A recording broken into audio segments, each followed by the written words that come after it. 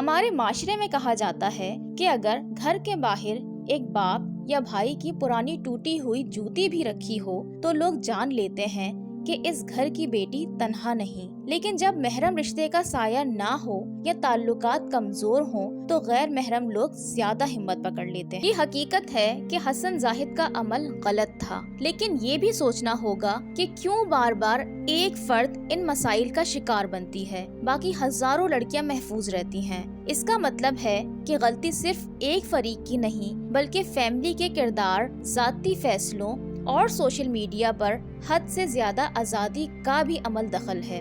اسلام عورت کو سب سے زیادہ تحفظ دیتا ہے. قرآن میں حکم ہے کہ عورتیں پردہ کریں اور مرد اپنی نگاہیں نیچی رکھیں. ڈاکٹر اسرار احمد بار بار یہ بات کہتے رہے کہ اگر عورت اپنے محرم رشتوں کے دائرے میں رہے اور پردہ اختیار کرے تو کوئی غیر محرم اس کی عزت کو ہاتھ نہیں لگا سکتا. یہ بات یاد رکھنی چاہیے کہ اگر گوشت کھلا چھوڑ دیا جائے تو مکھی ضرور بیٹھے گی. میڈیا کا شور وقتی ہے، لیکن اصل سبق یہ ہے کہ ہمیں فیملی سسٹم اور اسلامی اقدار کو مضبوط بنانا ہوگا تاکہ نہ سامیہ جیسے کیسز سامنے آئیں اور نہ حسن زاہد جیسے کردار پیدا ہوں.